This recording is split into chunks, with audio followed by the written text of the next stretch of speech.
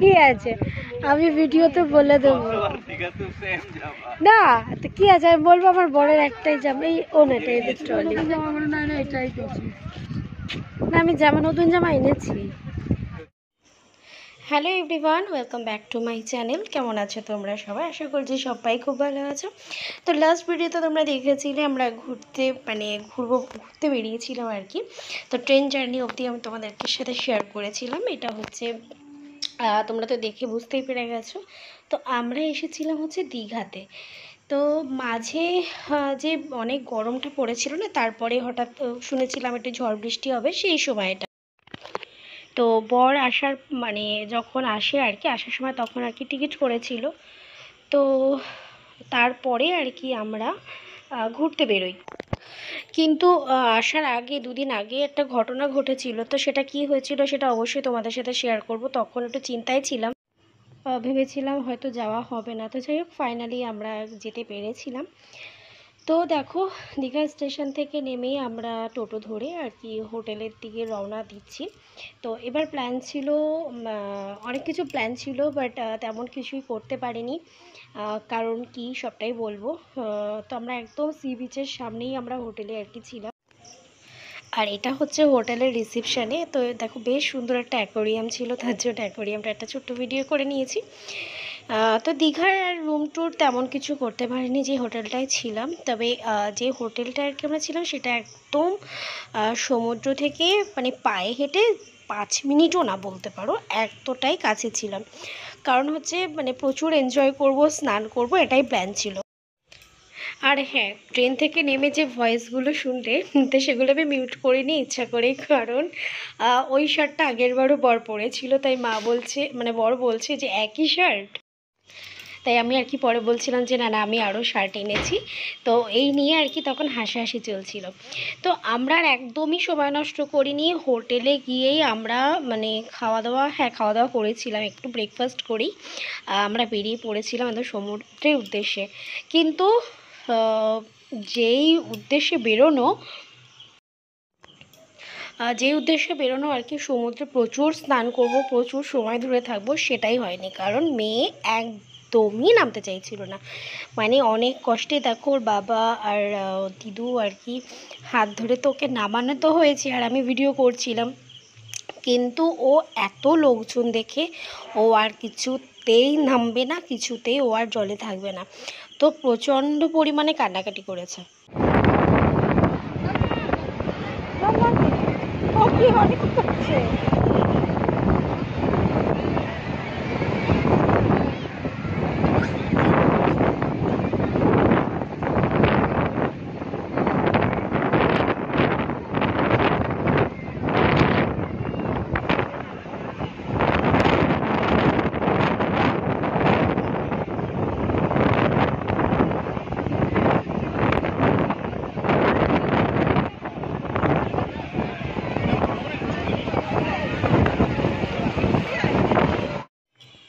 আসলে ব্যাপারটা কি হয়েছে, আগের বার যখন গেছিলাম তখন তো বাবাও সাথে ছিল, আর তখন তো আরও ছোটো ছিল, সেই সময় এতটাও বুঝতো না। আর এবার যেহেতু একটু বুঝতে শিখে গেছে, আর দেখো বসে বসে পড়ছে, ভয় পাচ্ছিল, মানে কেঁদে দিচ্ছে বেচারি। মানে এত লোকজন, এরকম পরিবেশটা ওর কাছে একদম পুরোটা অন্যরকম লেগেছে। আর ও খুব একটা মানে বেরোয় না বাড়ির থেকে, সেহেতু প্রচণ্ড কান্নাকাটি করেছে, তেমনভাবে স্নান করতেই পারিনি। মানে যা ভেবেছিলাম তার উল্টোটাই হয়েছে। আর একটা যেটা প্রবলেম হচ্ছে, যেহেতু ওর বাবার সাথে অনেকটা দিন বাদে ওর দেখা হয়েছে, সেহেতু ওর বাবার কাছে যেতেই চাইছিল না। ও আসলে ভয় পাচ্ছিল, ভাবছিল আমরা বোধহয় দার্জিলিং যাচ্ছি। তো এইটা আর কি ওর মানে প্রচণ্ড মনে হয় এটা নিয়েও হয়তো ভয় পাচ্ছিল। বাচ্চা মানুষ, ওর মনের মধ্যে কী চলছে বুঝতে তো পারছি না, তাই না বলো?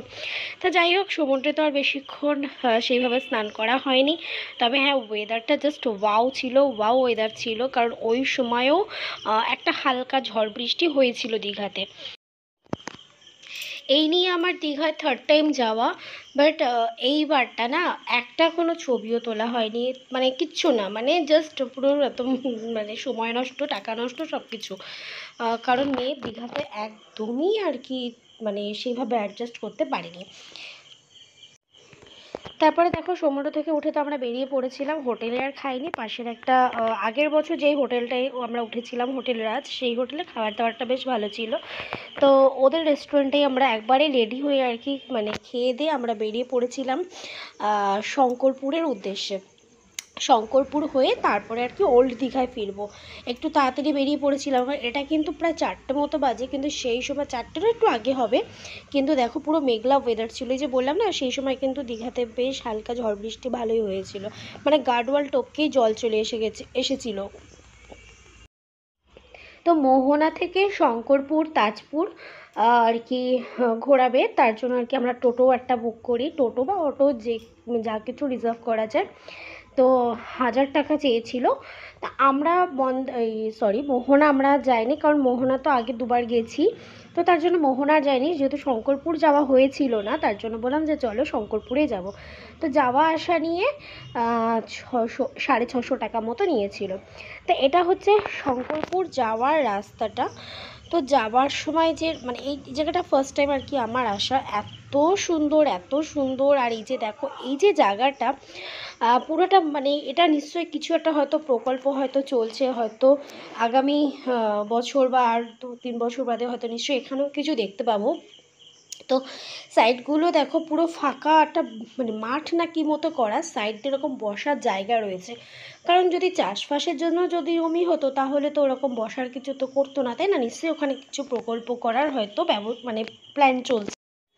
আর এত সুন্দর হাওয়া বইছিল। আর দেখো এখান থেকে না এই যে দেখো সমুদ্রের মানে তখন আর কি হয়তো মানে ভাটা চলছিল, তো তো এখানে কিছু কিছু জল ছিল, আর এখানেও কিন্তু পুরো একদম মানে জলে একদম ভরাই থাকে। তো বেশ এনজয় করেছি এই সময় মানে আর কি জার্নিটা, বেশ ভালো লাগে। আর বেশ ঠান্ডা ঠান্ডা ওয়েদার, ঠান্ডা ঠান্ডা হাওয়া দিচ্ছিল, আর প্রকৃতির এত সুন্দর অপরূপ দৃশ্য, মানে জাস্ট সব মিলিয়ে মানে বেশ ভালো লেগেছে।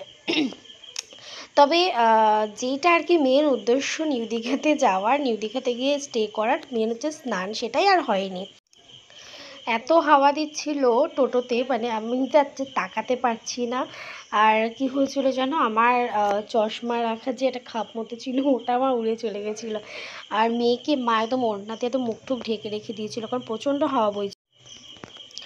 তবে দীঘার থেকে কিন্তু শঙ্করপুর যেতে কিন্তু বেশ কিছুটাই কিন্তু টাইম লাগে, কারণ হচ্ছে এই যে দেখো এই যে শঙ্করপুরের দিকে আমরা কিন্তু ঢুকে গেলাম। আর শঙ্করপুর তাজপুর মন্দারমণি কিন্তু ওই মানে রুটটাই আর কি পরপর পড়ে যায়। তো যাই হোক, এটা হচ্ছে আমরা পরের দিনকে আমরা তো মন্দারমণি যাব, সেই ভিডিও অবশ্যই তোমাদের সাথে শেয়ার করব। তো শঙ্করপুরে এসে এখানে না এত বালি বই মানে কি বলবো, সে লু বয় শুনেছি না, এখানে যেমন দমকা হাওয়া দিচ্ছিল, দমকা হাওয়ার সাথে চারিদিকে শুধু বালি আর বালি, মানে এখানে দাঁড়ানো যাচ্ছিল না, পুরো চোখে মুখে একদম পুরো বালি কিচকিচ করছিল। এখানে আবার ছোট ছোট আর কি যে দোকান ঠোকানগুলো রয়েছে, ধরো যে ডাব ঠাব বিক্রি হয়, মানে ওগুলোতে পুরো একদম বালি ভরে রয়েছে। এখানে শঙ্করপুরে দেখার মতো বলতে দেখো তেমন এখানে কিন্তু কোনো মানে সেভাবে থাকার জন্য তেমন কোনো টুরিস্ট এখানে আসে না, ওই বেসিক্যালি একটু ঘুরতেই আসে। তো দেখো তাকাতে পারছিলাম না, এত পরিমাণে হাওয়ার সাথে বালি উড়ে উড়ে আসছিল। তারপরে সাইডে ছোট পার্ক মতো আছে, তো সেগুলোতে না আর আমরা যাইনি, কারণ ওয়েদারটা খারাপ হয়ে আসছিলো, মানে আরও ওয়েদার ঝড় বৃষ্টি শুরু হবে এরকম একটা চান্স ছিল। তো তার জন্য আমরা তাড়াতাড়ি বেরিয়ে পড়ি, কারণ শঙ্করপুর থেকে কিন্তু আমরা আবার ওল্ড দীঘার দিকে রওনা দেবো, কারণ অনেকটাই কিন্তু টাইম লাগবে তার জন্য। আর এই যে দেখো যাওয়ার সময় তখন দেখালাম না, দেখো জায়গাগুলো ফাঁকা ছিল, দেখো আস্তে আস্তে কিন্তু জলে কিন্তু ভরে যাচ্ছে। আর এখান দিয়ে দেখো চারপাশ দিয়ে সব এখানে দেখলে যে সবাই কিন্তু ওই যে বসার যে জায়গাগুলো, সবাই কিন্তু বেশ ওখানে বেশ এত মানে সুন্দর গল্প করার একটা বেশ জায়গা ভালো। তো সবাই ওখানে বসে সবাই কি গল্প করছে, আড্ডা দিচ্ছে, বেশ ভালো লাগলো এই জায়গাটা।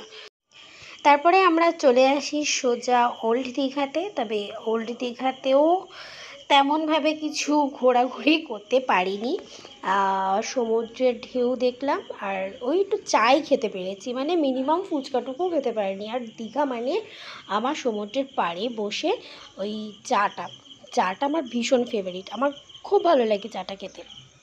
তো এবার এগুলো সবকটাই মিস হয়ে গেছে।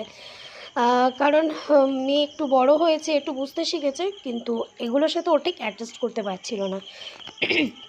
আর আমি গেলে মানে আর কি আমার জন্য কাজ ছিল, মাও আমার কাছে রেখে গেলে মায়ের জন্য কাজ ছিল।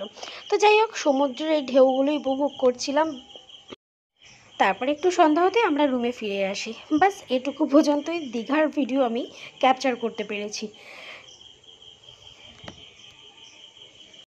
কারণ ঝড় বৃষ্টি শুরু হওয়ার জন্য আর বেশিক্ষণ আর বাড়ির মানে ঘরের বাইরে আর থাকা হয়নি, রুমের বাইরে। তো কেমন লাগলো দীঘার ব্লগটা অবশ্যই তোমরা কিন্তু কমেন্ট করে জানিও। ভালো লাগলে কিন্তু অবশ্যই একটা লাইক করো, শেয়ার করো। আর দেখো, এই যে বললাম না যে তো কেমন লাগছে সেটা কিন্তু অবশ্যই জানিও। টাটা।